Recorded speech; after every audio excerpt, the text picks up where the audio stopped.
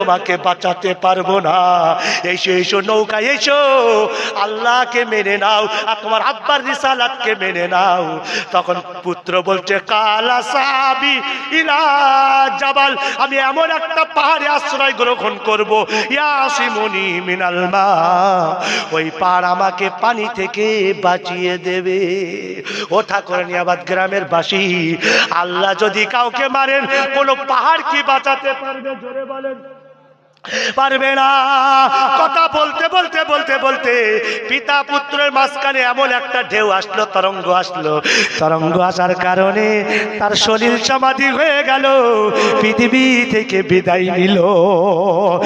নবী দুটো হাত উত্তোলন করে বলছেন ওয়ানাদা নূহুন ইবনাহু, বললেন আল্লাহ ইল্লাবনি মিন আহলি, নূহ তো আমার পরিবারের। আল্লাহ পাক পরের পৃষ্ঠাতে ধমক দিয়ে বললেন কালা ইয়া নূহ ইন্নাহু লাইসা মিন আহলি ইন্নাহু আমালুন গায়রু সালিহ। ও নবী, তুমি আমার নবী হতে পারো, কিন্তু যে ঈমান আনে না সে তোমার পরিবারের হতে পারে না। নূহ নবী কিয়ামতের দিন তার সন্তানকে বাঁচাতে পারবে না। ও ঠাকুরানিয়াবাদবাসী, তুমি কেমন করে ভাবলে আরাফাত তোমাকে বাঁচিয়ে দেবে ঈমান যদি না থাকে? ইব্রাহিম নবী জাতির পিতা, কিয়ামতের দিন আল্লাহকে বলবেন আল্লাহ ওয়ালা তুবসিনি ইয়াউমা ইবাসুন ইয়াউমা লা ইয়ানফাউ মালু ওয়ালা বানুন।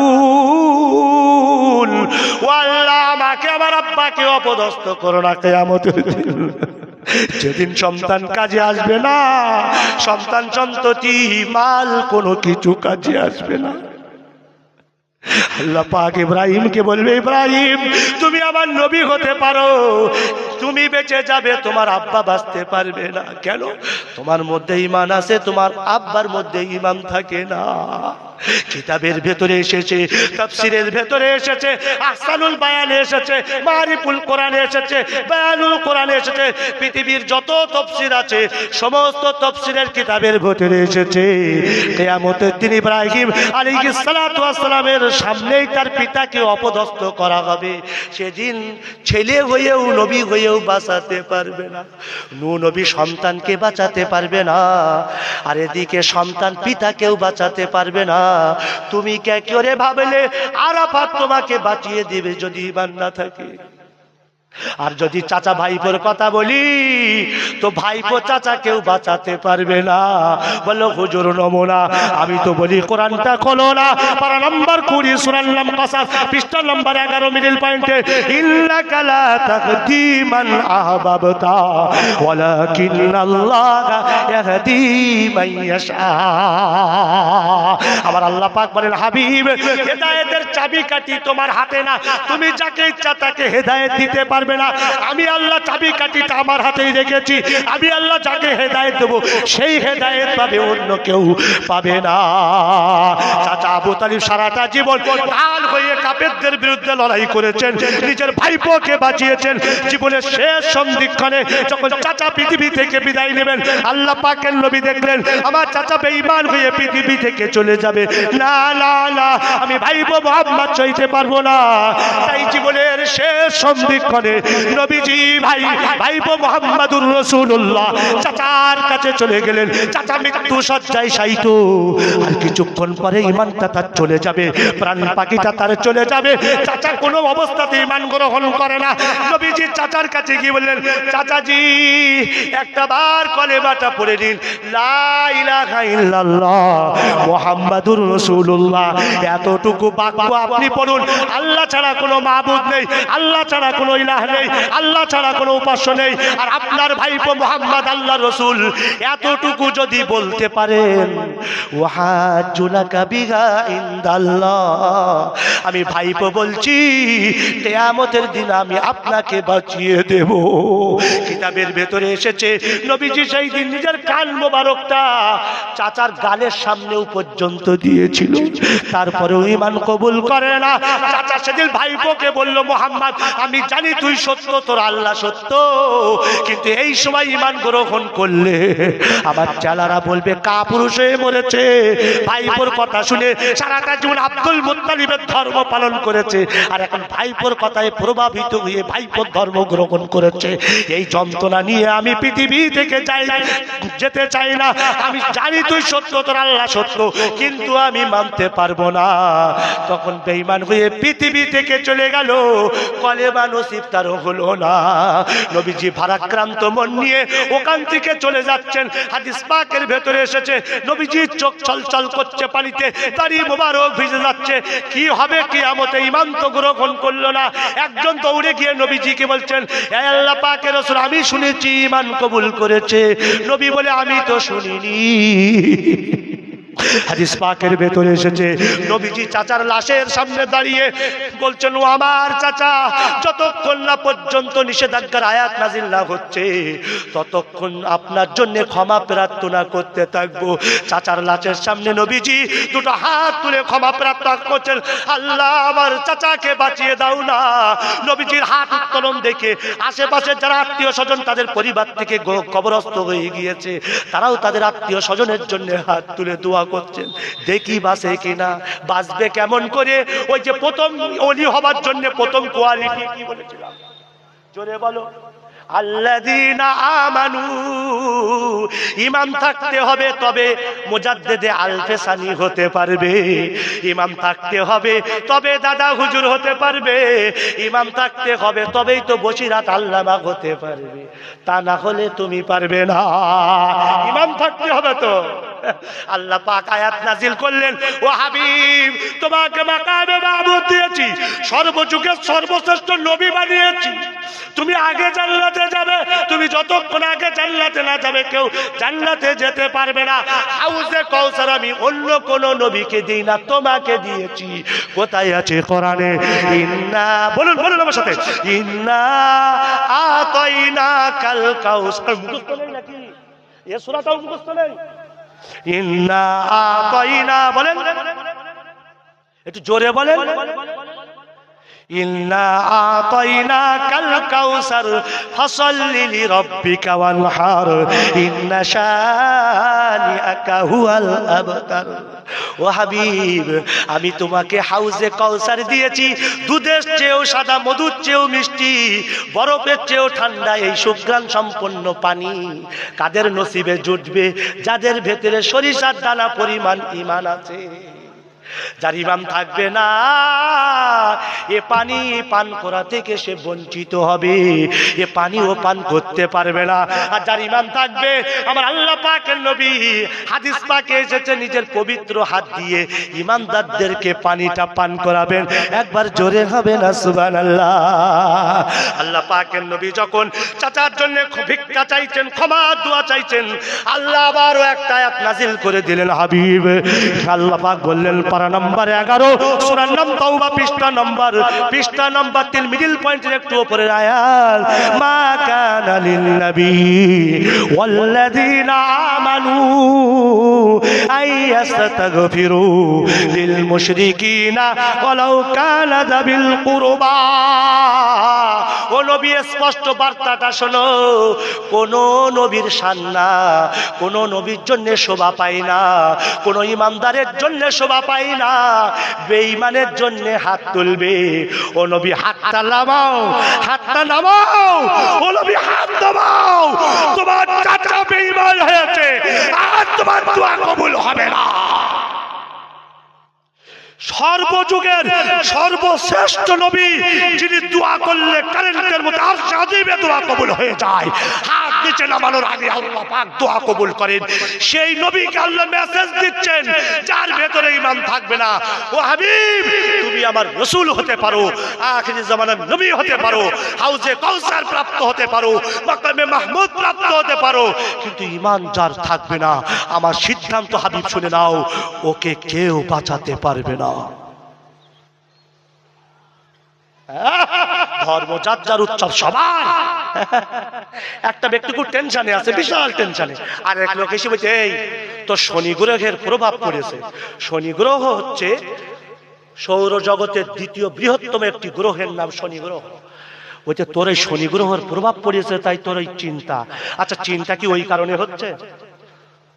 ভালো মন্দর মালিককে ইমানে মুফাসসালে আছে ওয়াল কদরি খাইরিহি ওয়া শাররিহি মিনাল্লাহি তাআলা। ভালো মন্দ চিন্তা ভালো সব যা কিছু হয়, ও বলছে শনি গ্রহের প্রভাব পড়েছে, ইমান আছে? মনে করতে আমি তো আব্দুল জব্বার, বছরে গরুর গোশ খাই, মুসলমানই তো অনেক আগে হয়ে গেছে, জান্নাত তো আমার একদম ওয়াজিব ধরা বাঁধা। আল্লাহ বলছে আয় কবরে আয়, আমি তোর বোঝাবো আয়।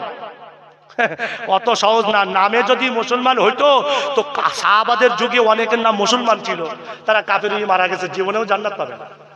আর দাড়ি রাখার নাম যদি মুসলমান হইতো তো তোমার চেয়ে রবীন্দ্রনাথের ঠাকুর এত বড়। কিন্তু আমি কি ঠিক বলছি না ভুল বলছি? ঠিক বললেও ঠিক, না বললেও ঠিক। ওটা আমি তো আগেই বলেছি যে কোরআন শরীফ আল্লাহ বলেছেন, কোরআনের কথা মিথ্যা হতে পারে না। হ্যাঁ, আর মুসলমানিত্বের নাম যদি মুসলমান হইতো এখন ওরাও কিন্তু কইতেছে ওই। এই জন্য মুসলমান ওর নাম না, ইমানের নাম। প্রথম কোয়ালিটি আল্লাযীনা আমানু, ইমান থাকতে হবে। আর 2 নম্বর কোয়ালিটি বলেই শেষ করবো নাকি? তো ওটা বলার আগে টাইম তো হুক ছুটতেছে। 2 নম্বর কোয়ালিটি ওয়াকানু ইয়াত্তাকুন বলেই শেষ করব, কিন্তু এখনো কিছুটা বাকি আছে। তা আমি কি করে আপনাকে বাঁচাবো? কি করে বাঁচাবো? যেখানে নবী তার চাচাকে বাঁচাতে পারছে না, যেখানে ইব্রাহিম নবী তার আব্বাকে বাঁচাতে পারছে না, যেখানে নূহ নবী তার সন্তানকে বাঁচাতে পারছে না, তুমি কি করে বাঁচাবো? আমি তোমাকে কি করে বাঁচাবো? এরা মুরিদেরা মনে করছে পীর সাহেব বাঁচিয়ে দেবে, অত সহজ না। এই জন্য আপনাকে চিনতে হবে কে খাঁটি ওলি আর কে ভণ্ড ওলি, ওটা আপনাকে চিনতে হবে। আমি গ্যারান্টি দিয়ে বলতে পারি দাদা হুজুর আবু বকর সিদ্দিক খাঁটি ওলি। আমি গ্যারান্টি দিয়ে বলতে পারি বসিরহাট আল্লামা খাঁটি ওলি। আমি গ্যারান্টি দিয়ে বলতে পারি আব্দুল কাদের জিলানী খাঁটি ওলি। তোমারও কাছে ওলি হবার সুযোগ আছে, আছে না নাই? জোরে বলো, আছে না নাই? নবী হবার সুযোগ নেই, কারণ নবী হতে চাইলে হতে, আর যদি কেউ যদি নবীর আশা করে আল্লাহ আমি নবী হতে চাই, ওই আশা করলে ইমান নষ্ট হয়ে যাবে। কারণ নবী সিলেক্টেড, আল্লাহ যাদের নির্বাচিত করেন তারাই নবী হন। নবী হওয়া সুযোগও নেই। সাহাবী হওয়া যাবে? সাহাবী না, তাও হবে না। এই ওয়াজ তো বোঝে, বাহ সুন্দর। সাহাবীও হওয়া যাবে না, চাইলেও হওয়া যাবে না। সাহাবী কাদের বলে? যারা ঈমান অবস্থায় নবীজিকে দেখেছেন, ঈমান অবস্থায় মৃত্যুবরণ করেছেন, ওদেরকে সাহাবী বলে। আমরা কি সরাসরি নবীকে দেখেছি? স্বপ্নে দেখেছি। তো স্বপ্ন দেখলে সাহাবী বলা, এই জন্য সাহাবী হতে তাবিন হওয়া যাবে। তাবিন, তাবিন বলা হয় যারা ঈমান হালতে সাহাবাদেরকে দেখেছে আর ঈমান অবস্থায় মৃত্যুবরণ করেছে। ইমামে আবু হানিফা তাবিন ছিলেন। তো আমরা কি তাবিন হতে পারবো? আমরা না নবী হতে পারবো, আমরা না সাহাবা হতে পারবো, আমরা না তাবিন হতে পারবো, কিন্তু ওলি হতে পারবো। এই দুটো কোয়ালিটি, ঈমান আর জীবনের সকল ক্ষেত্রে আল্লাহর, এই দুটো থাকলেই ব্যাস ওলি হবার সুযোগ আছে। তোমার ভেতরে যদি এই দুটো কোয়ালিটি থাকে তুমি ওলি হতে পারবে। আর এই দুটো কোয়ালিটি আর এই জ্ঞান যদি তোমার ভেতরে থাকে তো কে খাঁটি ওলি আর কে ভণ্ড ওলি সেটাও তোমার পক্ষে চেনা সহজ হয়ে যাবে। এখন কে ওলি, খাঁটি না ঘাটি, এখন আমরা চিনতেই পারছি না। চিনবো কি করে? তোমার মাথায় কত তুলে খাচ্ছে তুমি চিনতেই পারছো না। এই জন্য আমি বলি ধর্মের প্রাথমিক জ্ঞানটা অর্জন করুন। আমি একথা বলি না যে এখন তুমি যাও আলিম হতে, এখন তোমার সংসার জীবন, তুমি এখন 10 বছর আরাফাতের মতো মাদ্রাসা পড়তে পারবে না, কিন্তু ইসলামের প্রাথমিক জ্ঞানটা অর্জন করুন। হ্যাঁ, যে জ্ঞানটা অর্জন করলে আমার ঈমানটা বেশি যাবে সেই জ্ঞানটা অর্জন করুন। কে আমাদেরকে ভণ্ডামি করে চলে যাচ্ছে 20,000 টাকা নিয়ে, ওটা ধরার ক্ষমতা, অতটুকু যোগ্যতা তুমি অর্জন করো, তাহলে ওই ঈমান বাঁচিয়ে তুমি গয়ীন কবরে যেতে পারবে না। এই ঠিক বলছি না ভুল বলছি? তুমি পড়ো না, কলা বিভাগে পড়ো, তুমি ডাক্তার হও, মাস্টার হও, ইঞ্জিনিয়ার হও, তুমি এমএলএ হও, এমপি হও, প্রধানমন্ত্রী হও, জ্ঞান চর্চা করো, জ্ঞানের সমুদ্রে হাবুডুবু, সব জ্ঞান তুমি অর্জন করো, আমার কোনো আপত্তি নেই, কিন্তু ইসলামের প্রাথমিক জ্ঞানটা তো অর্জন করো যে কোনটাতে ঈমান থাকে আর কোনটাতে থাকে না। হ্যাঁ, 1 লাখ টাকা বক্তা ভাড়া করে এনেছে, 1 লাখ টাকা। আমরা তো 2000 টাকার বক্তাও না, 1 লাখ টাকা। এমন ভাবে বসে আছে যে তার শরীর দেখে আর কাপড় চোপড় দেখে ঠাকুরের আমাদের ভয় পাচ্ছে। কি যে কথা আজ হবে তার ঠিক নেই। হ্যাঁ, এইবার ঠাকুরবাসী শোনো, আমি আজকে এমন একটা কথা বলবো আজ পর্যন্ত কেউ এ কথা বলেনি। সমস্ত নবী ইহুদি ছিল, বলতে নারায়ে তাকবীর, আল্লাহু আকবার, গেল এরও ঈমান শেষ, আর যারা আল্লাহু আকবার তাকবীর দিল তারও ঈমান শেষ। সমস্ত নবী ইহুদি ছিল, কি ছিল? হ্যাঁ, সুবহানাল্লাহ, রাইট আনসার, মুসলমান ছিল। মা কানা ইব্রাহিমু ইয়াহুদিয়্যা ওয়ালা নাসরানিয়্যা ওয়ালাকিন কানা হানিফা মুসলিমা। আমার নবী ইব্রাহিম তো একনিষ্ঠ মুসলমান ছিল। আর ও বলছে ইহুদি ছিল, ঈমান শেষ। আর যারা সুবহানাল্লাহ আনারি বললো ওদের গেল। বুঝতে পারেননি আমার কথা? হ্যাঁ, এরকম আছে, আপনাদেরকে বুঝতে হবে। এক বক্তা এসেছে, 2 লাখ টাকার বক্তা এসে গেছে। বলছে তোমাদের জান কে কবজ করে? বলে আমাদের জান আজরাইল করে। বলে আমার জান আজরাইল করতে পারবে না, তাই কে করবে? বলে বড় পীর আব্দুল কাদের জিলানী আমার জান কবজ করবে। বলছে নারায়ে তাকবীর, আল্লাহু আকবার। বলো ঈমান আছে না গেছে?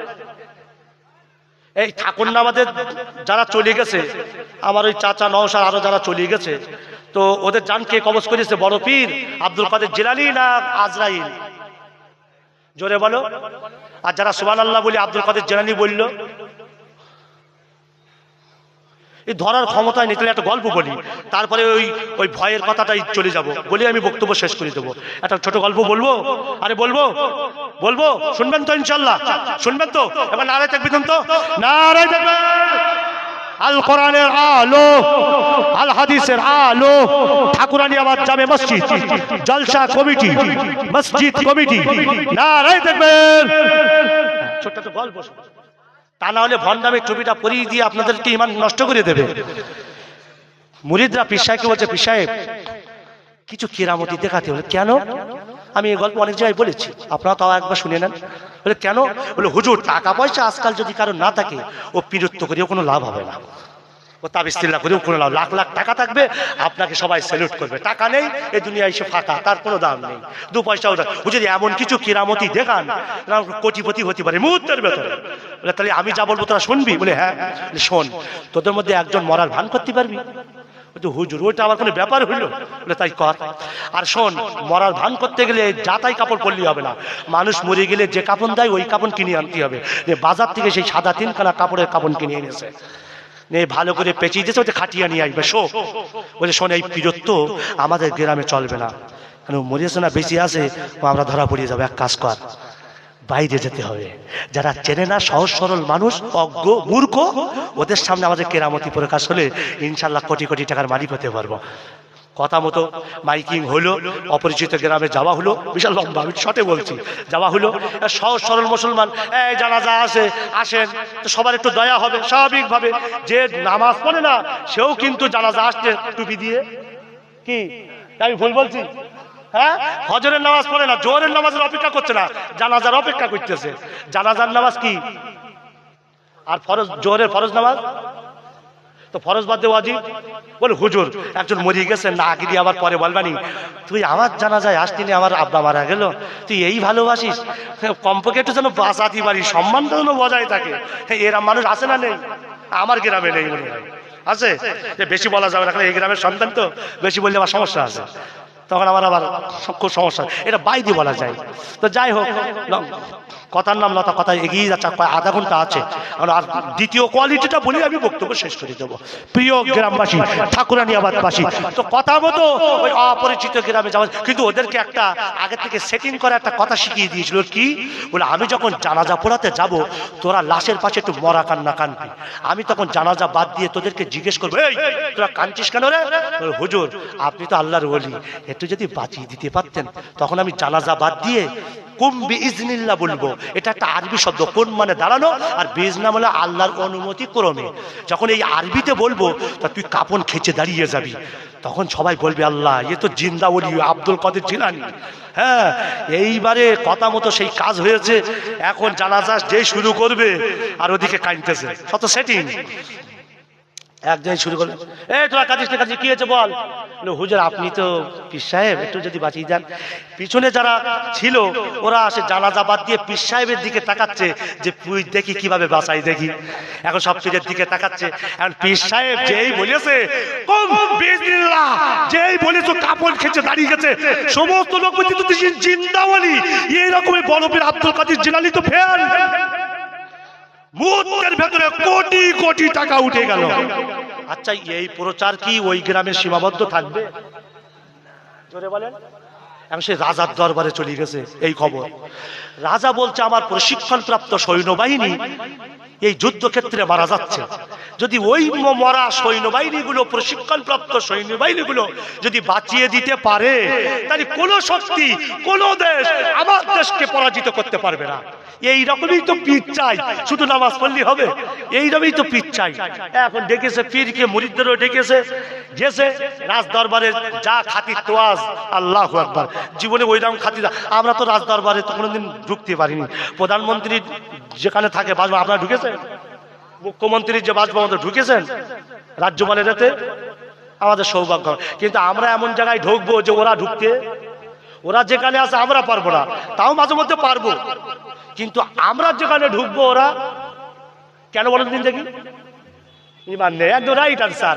আমার আল্লাহ বলেছেন ফি সাবমিল কিয়াম, ছোট্ট শুয়ের ভেতরে উট যেমন প্রবেশ করা কঠিন, ইমান না থাকলে জান্নাতে প্রবেশ করা কঠিন। সুবহানাল্লাহ হবে না? গাঁজা খেয়েছো, সুদ খেয়েছো, ঘুষ খেয়েছো, আল্লাহ তোমার একদিন মাফ করে দেবে। তুমি তওবা করতে পারোনি, জাহান্নামের শাস্তি দিয়ে আবার তোমার মাফ করে দেবে, যেহেতু ঈমান আছে। পৃথিবীর নিকৃষ্ট ব্যক্তি সুদখোর নয়, ঘুষখোর নয়, জেনাখোর নয়, আলচোর নয়। কে তাহলে? পৃথিবীর নিকৃষ্ট প্রাণী হচ্ছে সেই, আমার আল্লাহ বলছেন পারা নম্বর 10 সূরার নাম আনফাল পৃষ্ঠা নম্বর 3 মিডল পয়েন্টে, ইন্না শাররাদ দাওয়াবি ইন্নাল্লাহিল্লাযীনা কাফারু ফাহুম লা ইউমিনুন। পৃথিবীর নিকৃষ্ট প্রাণী হলো সেই যে আমার সার্বভৌমত্ব আমি আল্লাহ, আমাকে অস্বীকার করে। আর কাফের ব্যক্তি তারাই হলো সবচাইতে নিকৃষ্ট, বাকি কেউ নিকৃষ্ট না। রাজা বলছে শোনেন, অনেকদিন ধরে রাজত্ব করতেছি, এখনো গদি থেকে নামিনি, তো আপনার যা কেরামতি শুনলাম, আমি আমার গদি আপনাকে দিয়ে দিচ্ছি রাজত্ব। শুধু এতটুকু আশা যে আমার মরা সেনাবাহিনীগুলোকে আপনার একটু বাঁচিয়ে দিতে হবে, ব্যাস এই হলো কামরা। এখানে সকাল পর্যন্ত থাকেন, আর আমি সকালবেলা দেখা করতে আসবো। রাজা চলে গিয়েছে অলরেডি। পীর আর মুরিদের মধ্যে গল্প হচ্ছে। কি গল্প হচ্ছে বলুন দেখি? যে কি করে বাঁচা যায়, কি করিয়ে? ওদিনে কি ছিল, সেটিং ছিল না, আর আজকে কি হবে? এখন সকালবেলা দেখা করতে এসে দেখে কেউ নেই কামরাই, এই খোঁজ খোঁজ খোঁজ খোঁজ খোঁজ, দেশেই নেই, সে দেশের বাইরে, ফরেন কান্ট্রিতে। রাজা ওদেরকে ধরিয়ে নিয়ে এসে বললে, আসল সত্যি ঘটনাটা বল বল। রাতারাতি ফেমাস হইল না? বললো জাহাপনা, ওই দিনে সব সেটিং ছিল। মূর্খদের সামনে কি করলো? হ্যাঁ, মূর্খদের সামনে কেরামতি দেখিয়ে, কারণ তো মূর্খরা তো জানেই না, কিন্তু শিক্ষিত সামনে কেরামতি। দল একটাই ছিল, ইসলাম। আদম নবী যখন পৃথিবী থেকে বিদায় নিচ্ছেন, একটাই দল ছিল, সন্তানদের বলে একত্ববাদে বিশ্বাস কর। কয়েক প্রজন্ম যাওয়ার পর ধর্মীয় শিক্ষার অবনতি ঘটে, আর তখনই শয়তান এসে এমন কুমন্ত্রণা দিল, দুটো দল তৈরি হয়ে গেল, একটা মুসলমান, একটা হিন্দু। 5 জনের নাম আল্লাহ কোরআন শরীফে উল্লেখ করেছেন। এই ভালো ধার্মিক লোক ছিল এরা নূহ আলাইহিস সালাতু ওয়াস সালামের জামানায়। এরা যখন বিদায় নিল, শয়তান এদের পরবর্তী প্রজন্মদেরকে বলল যে দেখো, এদেরকে স্মরণ করতে গেলে, এদেরকে মাথায় রাখতে গেলে তোমরা এক কাজ করো, প্রতিমা তৈরি করো। সেই প্রতিমা, আচ্ছা আগে হুজুরের কথা বলবো না তো, এখন আর বেশিক্ষণ সময় নেই, আমি ছেড়ে দেবো ইনশাল্লাহ। তো যে কথা বলছিলাম, আদম আলাইহিস সালাতু ওয়াস সালাম, হ্যাঁ, পরবর্তী প্রজন্মরা যখন ধর্মীয় শিক্ষার অবনতি ঘটলো, তখন শয়তান ওদের ভেতরে কুমন্ত্রণা দিল, বলে দেখো, ওদেরকে মনে রাখতে গেলে এই 5 জনের প্রতিমা তৈরি করতে হবে। এখন প্রতিমা তৈরি করে তোমরা ঘরের ভেতরে রাখো, দোকানে রাখো। এখন ঘরের ভেতরে রেখেছে, দোকানে রেখেছে।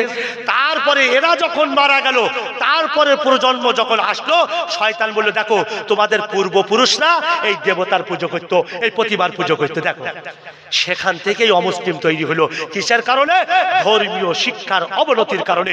যদি ধর্মীয় শিক্ষা থাকতো, তাহলে কখনো ঈমান নষ্ট করতে পারতো না, আর এই হিন্দু দল হতো না, কাফের দল হতো না। এই জন্য আমরা আমাদের ঈমানকে সচেতন করতে চাই, আমাদের ঈমানকে চাঙ্গা করতে চাই। ঈমান যদি না থাকে, আরাফাত কেন কোন নবী বাঁচাতে বলো পারবে না, পারবে না, পারবে না।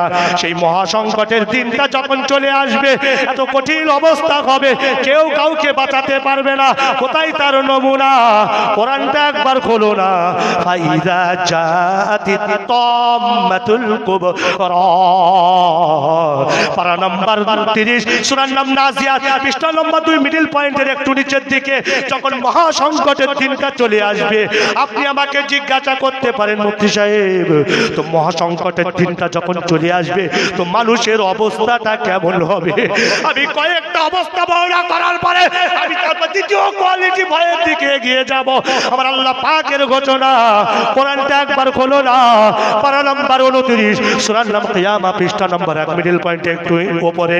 ওয়াজমি আশ-শামসু ওয়াল কমার, সূর্য আর চন্দ্রকে যখন একত্রিত করা হবে, সেই দিন মানুষেরা বলবে, ইয়াকুলুল ইনসানু ইয়াউমা ইযিন আইনাল মাফার, পালাবো কোথায়, পালাবো কোথায়, পালাবে কোথায়? কোথাও তুমি পালাতে পারবে না।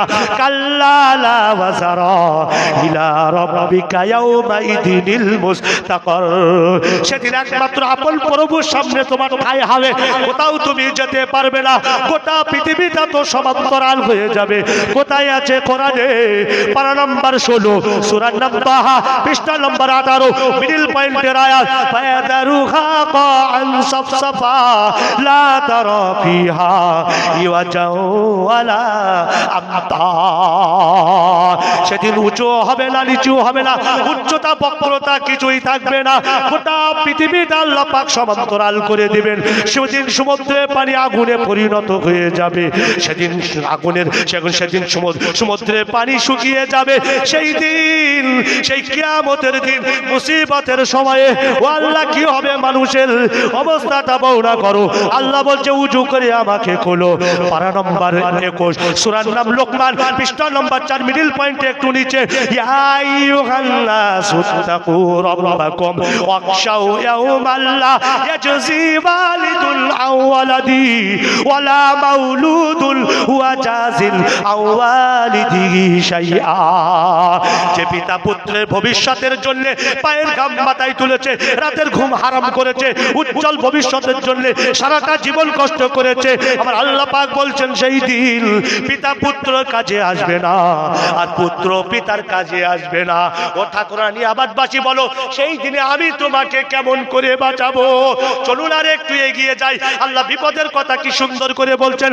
পারা নম্বর 30, সূরা নাম আবাস, পৃষ্ঠা নম্বর 2 উপরে আমার আল্লাহ পাক বলেন, ফাইদা জাআতিস সাখা, যখন ধ্বংসধ্বনিটা এসে যাবে, যখন আত্মচিৎকারের আওয়াজটা এসে যাবে, মানুষের কান বধির হয়ে যাবে।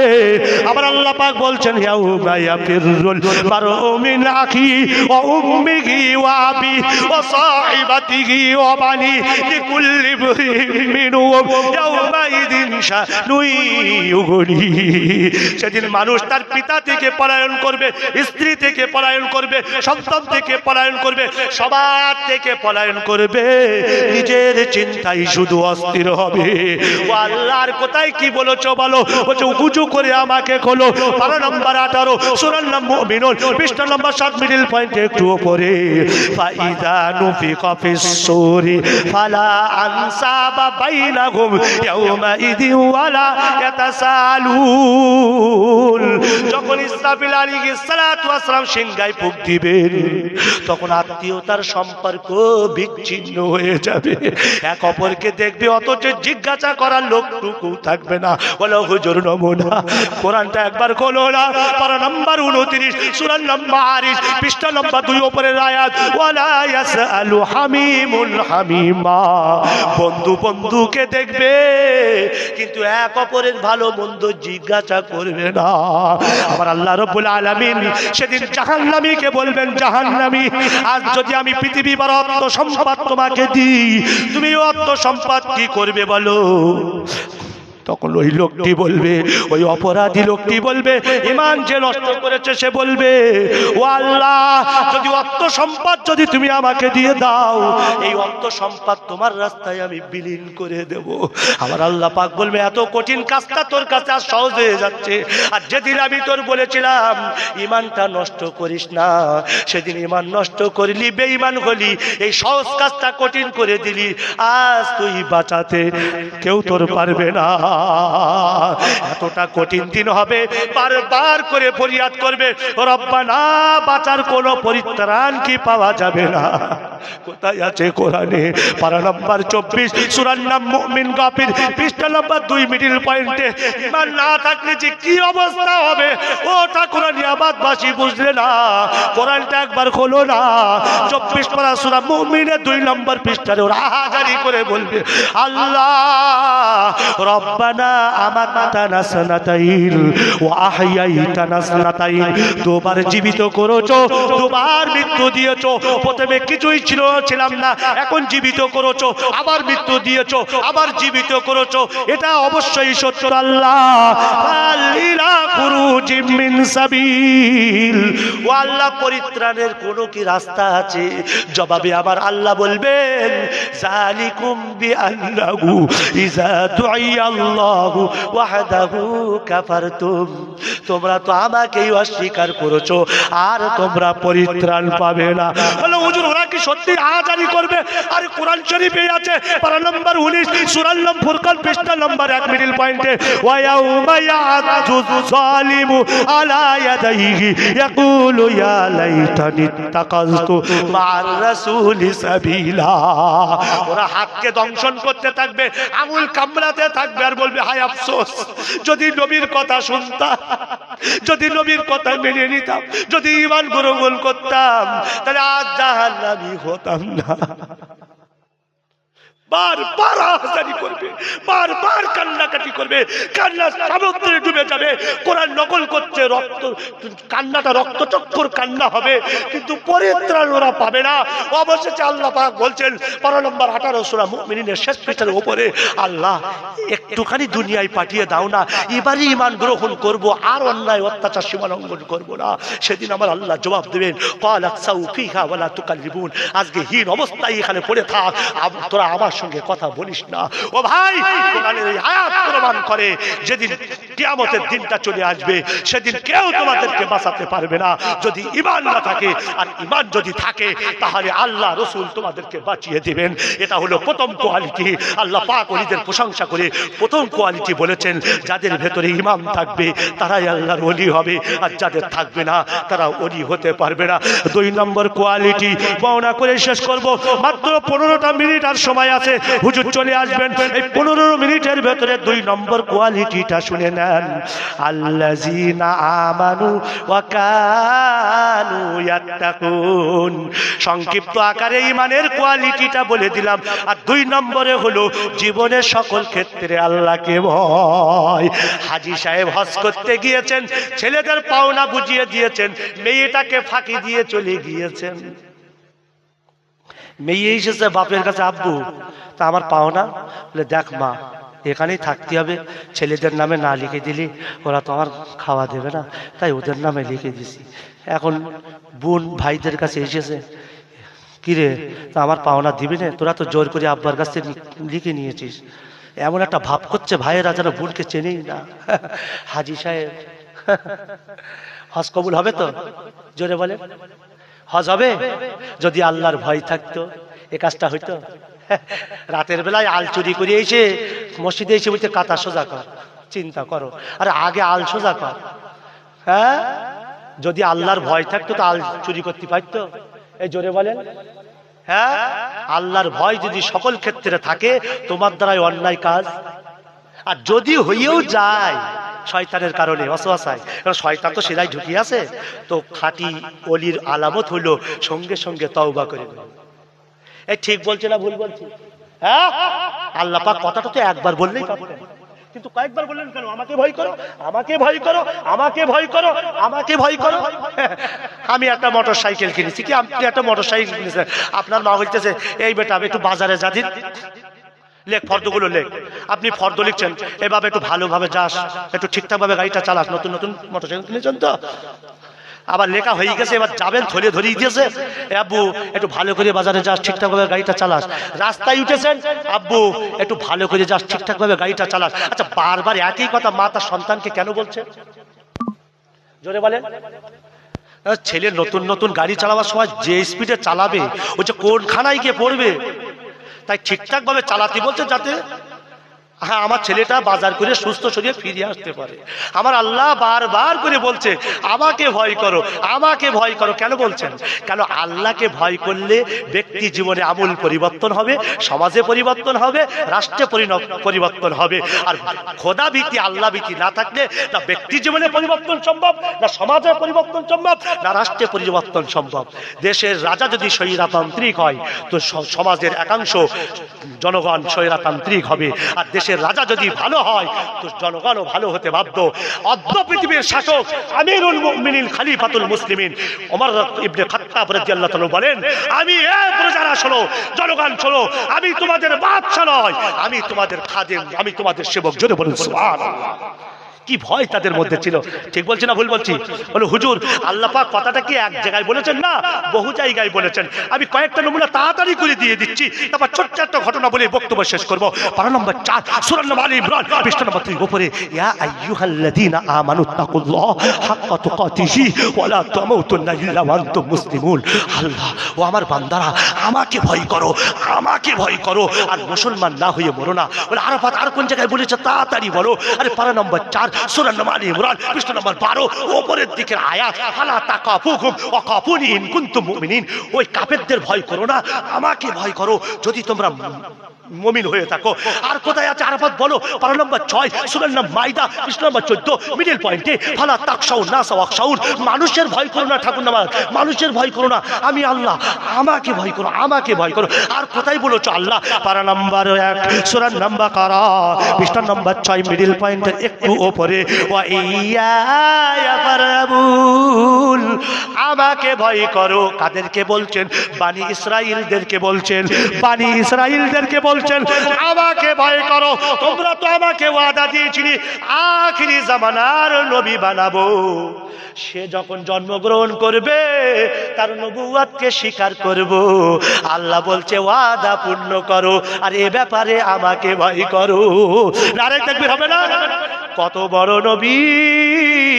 সময় একদম সংক্ষেপ হয়ে গিয়েছে, আমি আর ভয়ের বয়ান দিতে পারবো না। আল্লাহ যদি আবার তৌফিক দেয় কোথাও ভয়ের বয়ানটা দিয়ে দেব। শুধু নবীর সম্মানের কথাটা একটু বলে দিই, কারণ আল্লাহ পাক আবার টেনে দেবো। আচ্ছা একটু বলে নিই, যদি সময় থাকে টেনে দেবো ইনশাল্লাহ। আগে এটা শুনে নিই। পারা নাম্বার, কত বড় সম্মানের অধিকারী বানি ইসরাইলকে বলছেন আমাকে ভয় করো। কি ব্যাপারে করো? তোমরা ওয়াদা করেছিলে আখিরি জামানার নবী আসবে। সে যখন মক্কায় জন্মগ্রহণ করবে, কত খ্রিস্টাব্দে? জোরে জোরে জোরে 570 খ্রিস্টাব্দে মক্কা নগরীতে মা আমিনার কোলে জন্মগ্রহণ করবে। ঠিক বলছি না ভুল বলছি? আব্বার নাম আব্দুল্লাহ হবে, মায়ের নাম কি হবে? আমিনা। আর আমিনার মাজার কোথায় আছে তোমরা বলো, আমরা বলবো। আপনি বলবেন না, বলো কোথায় আছে, বলো বলো। হুজুর ওসব বলো না, জলসা করে চলে যাও, ওসব বোঝার দরকার না। আবুয়া, আবুয়া মক্কা থেকে মদিনা 450 মাইল নাকি, মানে না? ওখান থেকে ফেরার পথে মাঝখানে একটা উপত্যকা আছে, নাম হচ্ছে আবুয়া। মায়ের ঘটনা বললে অনেক সময় পার হয়ে যাবে, ওদিকে যাচ্ছি না। আমি যেটা বলতে চাইছি, বানি ইসরাইলদেরকে আল্লাহ পাক বললেন ওয়াদা করেছিলেন যে আখিরি জামানার নবী আসবে, আমরা তাকে তার নবুয়তকে মেনে নেব। এ ব্যাপারে আমাকে ভয় করবে।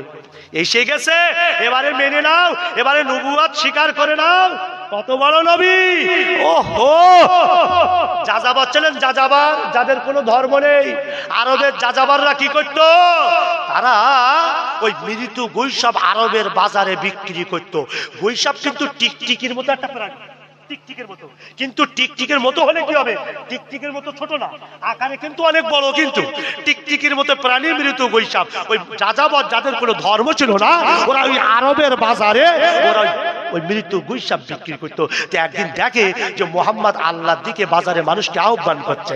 তো এই লোকটা বলছে এ যদি এতই সত্য হয় তো আজকের পরীক্ষা নেবো কিরকম সত্য নবী, দেখি দিন দেখি। এইবারে মোহাম্মদকে পেয়ে মৃত্যু গুইসাপটাকে তার দিকে ছুড়ে মারল। বলে মোহাম্মদ, যদি এই মৃত্যু গুইসাপটা যদি সাক্ষী দিতে পারে তুই আল্লাহর নবী, আমি এক বাক্যে লা ইলাহা ইল্লাল্লাহ মুহাম্মাদুর রাসূলুল্লাহ বলে ইসলাম ধর্ম গ্রহণ করে নেব। ও মনে করেছিল এক তো মৃত্যু, তার উপর আবার বোমা, কথাই বলতে পারে না, তো কি করে সাক্ষী দেবে, ভেবেছিল পারবেও না আর আমি ইসলাম ধর্ম গ্রহণ করবও না। এখন যেই মুহাম্মাদুর রাসূলুল্লাহ বলেছে আমরা আজকে নবীকে চিনতে পারলাম না, ঠাকুর না প্রাণীরা চিনেছে, আমরা চিনতে পারলাম না, কি করে সেই নবীর সামনে মুখ দেখাবো? ফজরের নামাজ কাজা করছে। নবী বললেন ইয়া যাব, এ মৃত্যু গুইসাপ, এতটুকু বললেন, চোখ খুলে গেল, স্পষ্ট সাবলীল আরবি ভাষায় বলতে লাগলো লাব্বাইক ওয়া সাদাই ইয়া যাইদু মান ওয়াফা ইয়াউমাল কিয়ামাহ। ও নবী বলো আমি উপস্থিত। নারায়ে তাকবীর। নবীজি জিজ্ঞাসা করলেন আরবি ভাষাতে মান তাবুদু, ও মৃত্যু গুইসাপ তুমি কার ইবাদত করো, কার গোলামি করো, কার দাসত্ব করো? মৃত্যু গুইসাপ স্পষ্ট সাবলীল আরবি ভাষায় বলতে লাগলো মান কানা আরশুহু আলাস সামা অফিল আরদি সাবিলু অফিল বাহারি অফিল আরদি সুলতান অফিল বাহারি সাবিলু অফিল নারি ইকাবু অফিল জান্নাতি রাহমাতু। মৃত্যু গুইসাপকে লক্ষ্য করে নবীজি প্রশ্ন করলেন তুমি কার দাসত্ব করো, কার বন্দেগী করো, কার ইবাদত করো? মৃত্যু গুইসাপ আরবি ভাষায় বলল, যার তর্জমা হলো আসমানে যার আরশ, জমিনে যার রাজত্ব, সমুদ্রে যার পথ, জান্নাতে যার রহমত, জাহান্নামে যার শাস্তি, আমি মৃত্যু গুইসাপ তার ইবাদত করি। নারে তাকবীর হবে না? মৃত্যু গুইসাপকে দ্বিতীয় প্রশ্নটা নবীজি ছুড়ে দিলেন। মৃত্যু গুইসাপ বলো মান আনা, আমি কে, আমি কে, আমি কে? মৃত্যু গুইসাপ বলো। মৃত্যু গুইসাপ স্পষ্ট ভাষায় বলছেন আনতা রাসূল রাব্বিল আলামিন ওয়া খাতামান নবীন। আপনি হলেন আখিরি জামানার নবী, শেষ নবী, চূড়ান্ত নবী। একবার জোরে হবে না সুবহানাল্লাহ। মৃত্যু গুইসাপ বলল কদ আফলাহা মান সাদাকাকা ওয়া কদ খাবা মান কাযাবাকা।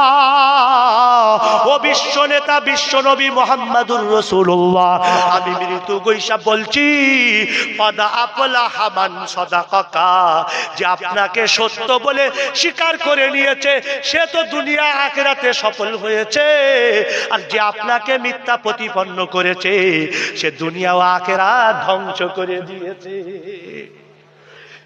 যাযাবর তো এর কথা শুনে তো হতভম্ব, বলি একে যদি আমি নবী বলে স্বীকার না করি তা আমার মতো কপাল পোড়া গোটা আরবের মধ্যে আর কেউ থাকবে না। চোখের পানি যাযাবরের চাল চাল করছে। ওই যে মুহাম্মদ তুমি সত্য আল্লাহর নবী, আমি এখন পড়ে নিলাম লা ইলাহা ইল্লাল্লাহু মুহাম্মাদুর রাসূলুল্লাহ। জোরে হবে না সুবহানাল্লাহ, নারায়ে তাকবীর। এত বড় নবীকে তারা চিনল, আমরা চিনতে পারলাম না, আমরা ভয় করতে পারলাম না। ও কোরআন সময় খুবই সংক্ষেপ, বক্তা এসে যাবে। কারা তোমাকে ভয় করে? আল্লাযীনা আমানু ওয়া কানু ইয়াত্তাকুন, যারা আল্লাহর ওলি তারাই ভয় করে। বলে হুজুর কোথায় আছে? আমি ঠাকুরনাবাদকে বলি কোরআনে আছে। কোথায় আছে? কোরআনে পারা নাম্বার 17 সূরা আম্বিয়া পৃষ্ঠা নাম্বার 3 উপরে অহুম মিন খাশিয়াতিহি মুশফিকুন। আল্লাহর ওলি হয়েছে যারা, আল্লাহর ভয়ে ভীতু হয়েছে তারা। বক্তা আসছে নাকি? কারা আল্লাহর ভয়ে ভীতু হয়েছে? কোরআনের অন্যত্রে আল্লাহ পাক বলেন, কোরআন শরীফ পারা নাম্বার 17 সূরার নাম আম্বিয়া পৃষ্ঠা নাম্বার 8 মিডল পয়েন্টের একটু নিচে, ওয়া যাকারিয়া ইয নাদা রাব্বাহু রব্বি লা তাযারুনি ফারদাও ওয়া আনতা খায়রুল ওয়ারিসিন। যাকারিয়া নবী 80 বছর বয়স হয়ে গিয়েছে, বৃদ্ধ হয়ে গিয়েছে। ওই বয়স আল্লাহ পাকের কাছে দুটো হাত উত্তোলন করে দোয়া করছেন, রব্বানা আমাকে একা একই ছেড়ো না, আমাকে সন্তানহীন করো না, আমি পৃথিবী থেকে বিদায় নেব, ইসলাম প্রচারের জন্য একজন সন্তানের আমার দরকার। 80 বছর বয়সে, বৃদ্ধ বয়সে আল্লাহ পাকের কাছে দোয়া করছেন। ও কোরআন শরীফ কি সুন্দর করে অন্য জায়গায় এই কথাটা বলছেন। পারা নাম্বার 16 সূরার নাম মারিয়াম পৃষ্ঠা নাম্বার 1, ইয়া যাকারিয়া ইল্লা নুবাশশিরুকা বিগুলামিন ইসমুহু ইয়াহইয়া লাম নাজআল লাহু মিন ক্বাবলু সামিয়া। আল্লাহ পাক বললেন, যাকারিয়া চিন্তা তুমি করো না, একটা সন্তান দান করব, এটা আমার কুদরতের কারিশমা। আল্লাহ তো বয়স আমার এত, আমার স্ত্রী বন্ধা, তো হবে কি করে? ক্বালা কাযালিক, ও যাকারিয়া এভাবেই হবে, আমি তো কুন ফায়াকুনের মালিক, আমি যা ইচ্ছা তাই করতে পারি। বলে হুজুর নমুনা, আমি বলি কোরআনটা খোলো না, পারা নাম্বার 23 সূরার নাম ইয়াসিন, সকালবেলা পড়লে এক খতমের সওয়াব। বলে হুজুর ওসব বলো না, শুধু ওয়াজ করো আর আমরা শুনি না। একদম শেষ পৃষ্ঠার নিচে আছে, ইন্নামা আমরু ইযা আরাদা শাইআন আইয়াকুলা লাহু ফায়াকুন। আল্লাহ যদি বলে হয়ে যা, সেটা সঙ্গে সঙ্গে হয়ে যায়। বলে আল্লাহ তুমি মৃত্যুকে জীবিত করো কি করে একটু বলো না। কোন নবী বলছে? ইব্রাহিম নবী। ও বলতে গেলে 1 ঘন্টা সময় যাবে, একটু বোঝার জন্য বলছি। বলে আল্লাহ আমি বিশ্বাস করি ঠিকই, কিন্তু একটু দেখালে অন্তরাত্মাটা ঠান্ডা হয়ে যাবে। আল্লাহ বললো 4টে পাখি ধরো আর কুরবানির গোশতের মতো পিস পিস করে কাটো আর 4 পাহাড়ে রাখো, শুধু হুকুম করো, আমার হুকুমে জীবিত হয়ে চলে আসবে। ইব্রাহিম নবী আল্লাহর কথা মতো 4টে পাখি ধরলেন, গোশতের মতো, কুরবানির গোশতের মতো পিস পিস করলেন, 4 পাহাড়ের পাদদেশে রেখে দিলেন। ইব্রাহিম নবী শুধু ডাকলেন আর আল্লাহর হুকুমে জীবন্ত পাখি হয়ে উড়ে চলে আসলো। এটা কার ক্ষমতা? হ্যাঁ, ওয়ালাউ ইয়ারাল্লাযীনা যালামু ইয ইয়ারাউনাল আযাব আল্লাল কুওয়াতা লিল্লাহি জামিআ। কিয়ামতের দিন যখন জাহান্নামের আযাব কাফেররা দেখবে, তখন বলবে সকল ক্ষমতার উৎস হলো। তখন বললে কোনো কাজ হবে না, এখন বললে কাজ হবে। তখন বললে এক লোক হাতে গরু কিনতে যাবে, বুঝলেন? হ্যাঁ, তো একটা ভদ্রলোকের সঙ্গে দেখা, একটু ইসলামের জ্ঞান টান ছিল। ওই যে ভাই গরু তো কিনতে যাচ্ছ, তো একটু ইনশাল্লাহ টিনশাল্লাহ একটু বললো। বলে কেন? বলে ভবিষ্যতের কোনো কাজ করতে গেলে ইনশাল্লাহ আল্লাহ যদি চাই তাহলে ইনশাল্লাহ গরুটা কিনবো আর বাজারে যেতে পারবো। দোক্তর ইনশাল্লাহ, পকেটে টাকা, হাতে গরু, যাবো কিনে আমি ইনশাল্লাহ বলতে হবে কেন? তা লোকটা অপমান হয়ে ফিরে আসলো। বাজারে গেছে, অনেকগুলো হাটের বাজার তো, গরুর বাজার, অনেকগুলো গরু, তো ভালো করে একটা ভালো মোটা তাজা গরু কিনেছে। হ্যাঁ, এইবারে দরদাম হয়ে গেছে, পকেটে হাত দিয়েছে, টাকা বার করবে তো, ওয়াল্লাহ সে হাত দিয়ে হাত একদম পকেট থেকে এতটা বেরিয়ে গেছে। তার মানে কি হয়েছে? পকেট মার হয়ে গেছে। তো তখন ওর ওই সময় ইনশাল্লাহর কথা মনে পড়ে গেছে, রে যে যদি একটু ইনশাল্লাহ বলতাম তাহলে আর কোনো সমস্যা। এখন বলতে আল্লাহ ইনশাল্লাহ পরে আবার গরু কিনবো, ইনশাল্লাহ টাকা হলি কিনবো। এইবার রাস্তায় এসে লোকের সঙ্গে দেখা, ইনশাল্লাহ তোমার কথা শুনলে ভালো হইতো। রাস্তায় একটা পাশে জলসা হচ্ছে, ইনশাল্লাহ যদি আমি একটু ভালো হয়ে চলতাম ভালো হইতো।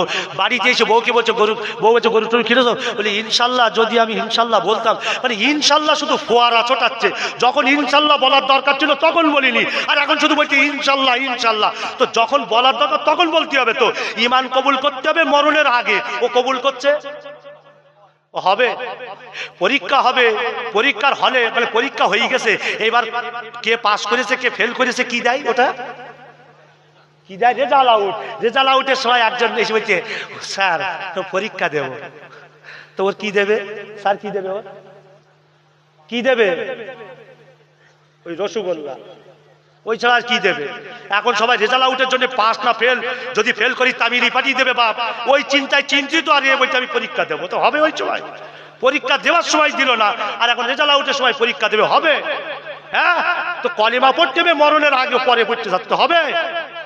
হ্যাঁ প্রিয় ভাই আমার, বন্ধুরা আমার, জাকারিয়া নবী বলছেন আমার স্ত্রী বন্দা কেমন করে বাচ্চা হবে? আল্লাহ বলছে আমি চাইলেই হবে। কোরআন শরীফের ভেতরে এসেছে ফাসতাজাবনা লাহু ওয়া ওয়াহাবনা লাহু ইয়াহইয়া ওয়া সালাহনা লাহু যাওজা ইন্নাহুম কানু ইসারিউনা ফিল খায়রাত ওয়া কানু লানা খাশিন। আল্লাহ পাকের নবী জাকারিয়া আলাইহিস সালামকে সন্তান দেওয়া হলো, নাম হলো ইয়াহইয়া। তার স্ত্রীর পেটেও সন্তান হলো, স্ত্রীর সন্তান সম্ভব হওয়ার জন্য আল্লাহ যোগ্যতা দান করলো। আর আল্লাহ পাক বললেন ও ঠাকুরানিয়াবাদবাসী, জাকারিয়া নবী কেমন করে আমার ওলি হলো? ওয়াদউনা রাগাবা ওয়া রাহাবা, ওরা আমার ভয় করেছে আর আমার ভয়ে ভীতু হয়েছে। ও আল্লাহর কোরআন, ওলি কারা একটু বলো না? কোরআন বলছে উজু করে একটু বলো না। পারা নাম্বার 29 সূরা ফুরকান পৃষ্ঠা নাম্বার 4 মিডল পয়েন্টে, ওয়াল্লাযীনা ইয়াবিতুনা লিরাব্বিহিম সুজদাও ওয়া কিয়ামা ওয়াল্লাযীনা ইয়াকুলুনা রাব্বানা সরিফ আন্না আযাবা জাহান্নাম ইন্না আযাবাহা কানা গারামা। যখন ঠাকুর নামাজের সব মানুষ শুয়ে গিয়েছে, গভীর রজনীতে রাত 2টার সময় চিন্তা করছে আমাকে ঘুমালে হবে না, মরণের পরে কি হবে? কেউ তো আমাকে বাঁচাতে পারবে না। বাসর রাত, প্রথম রাত কেমন হয় কাটিয়ে দেখে নিয়েছো, আউয়ালু লাইলাতিন ফিল কবরি, কবরের প্রথম রাতটা কেমন হবে ওটা এখনো তুমি দেখো। রাসূল বলেছেন মা রাআইতু ফাজ্জান ইল্লাল কবরা, ও আমার সাহাবারা, কবরের চাইতে ভীতিকর জায়গা আমি আর কোথাও দেখিনি। গভীর রজনীতে উঠে রাত 2টার সময় উঠে উজু করে যাই নামাজটা বিছিয়ে তাহাজ্জুদে 2 রাকাত পড়ে সেজদায় গিয়ে কাঞ্চার বলছে রব্বানা, মানুষের মার সহ্য করা সহজ, তোমার মা সহ্য করা কঠিন, ও আল্লাহ জাহান্নাম থেকে বাঁচিয়ে দাও না। এরাই হলো আল্লাহর ওলি। এটা কেন তোমরা বুঝলে না? অন্যায় করে আবার আনন্দ করতেছো। ঋতুপর্ণা কি ডান্স নাচলো, আমি আবার করেছি ছোটবেলায়। তখন আমি ওই খারাপ কাজ করে প্রশংসা করলে স্ত্রী তালাক হয়ে যায়, তার ঈমান নষ্ট হয়ে যায়। মাওলানা সাহেব জিজ্ঞেস করুন, কেউ গুনাহকে গুনাহ মনে করে যদি দেখে ঈমান থাকবে, কিন্তু গুনাহকে হালাল মনে করে দেখলে ঈমান নষ্ট হয়ে যাবে। হ্যাঁ, নর্তকী ভাড়া করে এলে উলঙ্গ ড্যান্স দিচ্ছে, সকালবেলা ওইটা যা নিচেছে না, ওকে আবার একবার আনতে হবে। ঈমান আছে? আল্লাহর ভয় আছে? এই জোরে বলেন, হ্যাঁ আল্লাহর ভয় আছে? আল্লাহর ভয় থাকলে ওই প্রশংসাটা করতো না। হ্যাঁ, আমিরুল মুমিনিন, অদ্ভুত পৃথিবীর শাসক, জামানার ঘটনা। একজন যুবক প্রত্যেকদিন 5 ওয়াক্ত নামাজ পড়তো, সাহাবাদের সঙ্গে মজলিসে থাকতো, প্রতিদিন মসজিদ থেকে বাড়ি আসতো। বৃদ্ধ পিতা, মা তার অনেক আগেই মারা গিয়েছে, দেখতে খুব সুন্দর ছিল। মসজিদ থেকে বাড়ি আসতে এক নারী তার দিকে ফলো করতো। অনেক আগেই তাকে যে প্রেম করে বসে আছে, ভালোবাসা দিয়ে দিয়েছে, মন দিয়ে দিয়েছে, এটা সে জানে না। প্রত্যেক দিন সে কুপ্রস্তাব দেয়, তার কুপ্রস্তাবে সাড়া দিল না। একদিন যেই কুপ্রস্তাব দিয়েছে, আর তখন যুবক ছেলেটি কুপ্রস্তাবে সাড়া দিয়ে তার পিছন পিছন বাড়ির দিকে রওনা হয়ে গেল। বাড়ির কাছে আসার সাথে সাথেই আল্লাহ পাকের একটা আয়াতের কথা তার মনে পড়ে গেল, যে আয়াত তাকে বেহুশ করে দিল। ঘরের দরজার কাছে এসে বেহুশ হয়ে গেল। তখন মহিলাটি দেখছে না না না, এর সঙ্গে একে কুপ্রস্তাব দেওয়া যায় না। ওই মহিলাটাই তখন, যুবতী মহিলাটা তখন ওই লোকটাকে বহন করে বাড়িতে পৌঁছে গেল। অনেকক্ষণ পরে যখন জ্ঞান ফিরে পেল, তখন আব্বা জিজ্ঞেস করছে, বেটা তোর এ কি অবস্থা, এ কি করে হলো? বেটা বলছে, আব্বু একটা মেয়ে লোক মসজিদ থেকে বাড়ি আসার পথে প্রত্যেক দিন আমাকে কুপ্রস্তাব দেয়, আমি সাড়া দিই না, কিন্তু আজকে আমি ডাকে সাড়া দিয়েছিলাম। কিন্তু ঘরের দরজার কাছে এসে আমার আল্লাহর একটা আয়াত আমার মনে পড়ে গেল। ওই আয়াত আমাকে বাধা দিয়েছে, না যুবক ওই কাজ তুই করিস না। কোন আয়াত? কোরআন শরীফের ভেতরে এসেছে, পারা নাম্বার 9 সূরা নাম আরাফ পৃষ্ঠা নাম্বার 7 মিডল পয়েন্টের একটু নিচে, ইন্নাল্লাযীনা তাকাউ তাকাও ইযা মাসসাহুম তাইফুম মিনাশ শাইতানি তাযাক্কারু ফাইদা হুম মুবসিরুন। যারা আল্লাহকে ভয় করে এমন ব্যক্তিকে শয়তান যখন খোঁটা দেয় তখন ওলি বান্দাদের আল্লাহর কথা মনে পড়ে যায়। নারায়ে তাকবীর হবে না? কাদের কথা মনে পড়ে যায়? ইবলিসকে আল্লাহ পাক বলেছিলেন, কোথায় আছে কোরআনে 12 নম্বর আয়াত সূরা আরাফ 20 নম্বর আয়াত নিচের দিকে, ওয়াইদ কুল্লা লিল মালাইকাতি ইসজুদু লিআদামা ফাসাজাদু ইল্লা ইবলিস লাম ইয়াকুম মিনাস সাজিদিন। আল্লাহ পাক বললেন, ফেরেশতারা আদমের সম্মানার্থে সিজদা করো। সবাই সিজদা করলো, ইবলিস করলো না, সে সিজদাকারীদের অন্তর্ভুক্ত হলো না। আল্লাহ পাক পরের পৃষ্ঠার উপরে আয়াতে বর্ণনা দিচ্ছেন, ক্বালা মা মানাকা আল্লা তাসজুদা ইয আমারতু, আমি তোমাকে সিজদার হুকুম করেছি, কে তোমাকে বাধা দিল সিজদা করতে? কে তোমাকে বাধা দিল?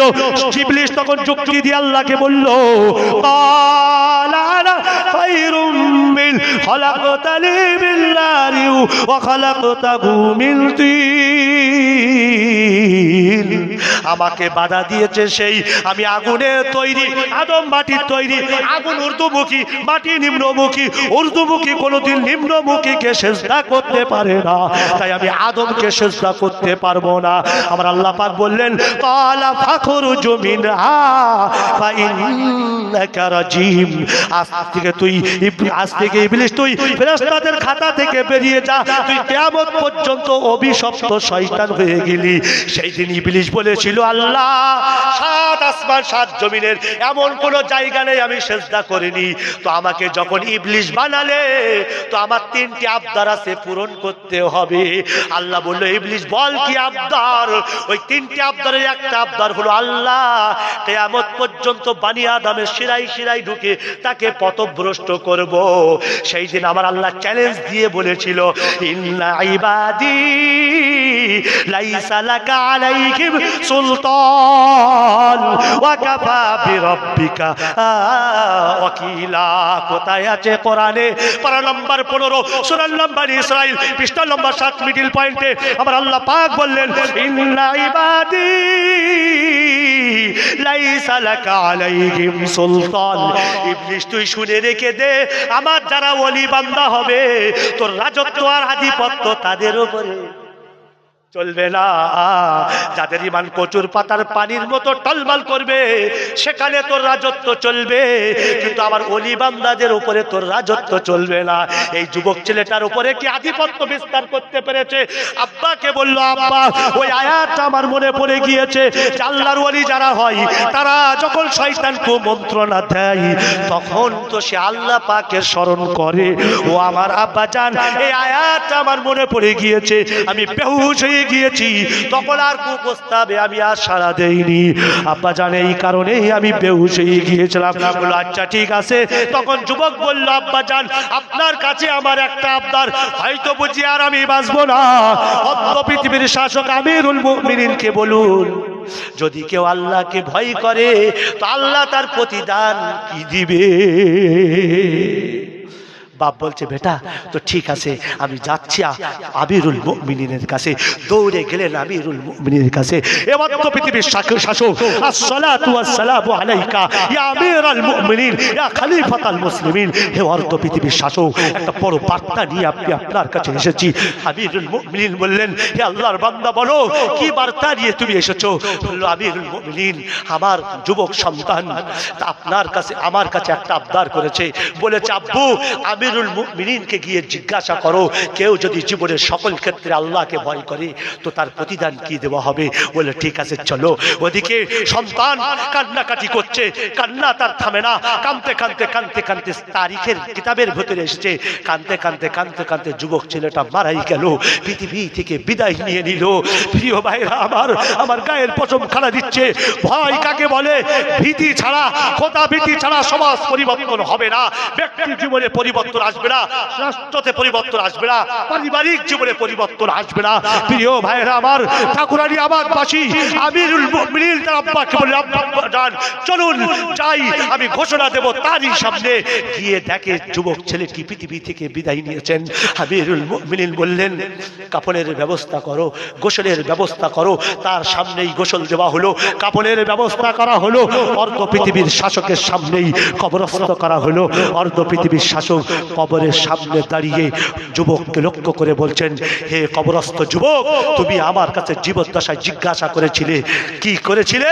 তুমি করেছিলে কেউ যদি আল্লাহ পাককে ভয় করে প্রতিদান স্বরূপ সে কি পাবে। আজ আমার ইচ্ছা ছিল তোমার জীবদ্দশায় এই ঘোষণাটা আল্লাহর আয়াত দিয়ে দেব, কিন্তু আজ তুমি কবরস্থ হয়ে গিয়েছো। আমি আমিরুল মুমিনিন বলছি, আমি অর্ধ পৃথিবীর শাসক বলছি, তুমি যখন জানতে চেয়েছো তোমার কবরের পাশে আমি দাঁড়িয়ে আছি। শোনো তাহলে, যারা আল্লাহকে ভয় করবে, ওয়ালিমান খাফা মাকামা রাব্বিহি জান্নাতান। আয়াতটা কোথায় আছে ভাই? কোরআন শরীফের 27 পারায় সূরা রহমানের 2 নম্বর পৃষ্ঠার উপর দিকে হযরতে আমিরুল মুমিনিন কবরস্থ যুবকের লাশের সামনে দাঁড়িয়ে বললেন, ও কবরবাসী, ও কবরস্থ যুবক, তুমি জানতে চেয়েছিলে যারা আল্লাহকে ভয় করবে প্রতিদান কি পাবে। আয়াতটা তিনি পড়লেন সূরা রহমানের 2 পৃষ্ঠার উপরে আয়াত, ওয়ালিমান খাফা মাকামা রাব্বিহি জান্নাতান। যারা আপন প্রভুকে ভয় করবে জান্নাতে 2টো বাগান পাবে। কবর থেকে তখন আওয়াজ আসছে, হে আমিরুল মুমিনিন, হে খলিফাতুল মুসলিমিন, হে অর্ধ পৃথিবীর শাসক, তুমি তো 2টো বলছো, আমি তার চাইতে বেশি পেয়ে গিয়েছি। নারে তাকবীর, নারে তাকবীর, নারে তাকবীর। বক্তার আনবেন না, এবার নিয়ে এসো না, আবার একটা ধরবো, ব্যাস হয়ে গিয়েছে। তো প্রিয় ভাইরা আমার, বক্তা আসতেছেন, আমি আপনাদেরকে আজকে কি অঙ্গীকার নিতে পারি? এই 2টি বিষয়ের অঙ্গীকার নিতে পারি। আল্লাযিনা, আমার সঙ্গে হাই আঙ্গুলের নাম করেন, আঙ্গুলের নাম করেন, আঙ্গুলের নাম করেন। আল্লাযিনা আমানু ওয়া কানু ইয়াত্তাকুন, মানে কি?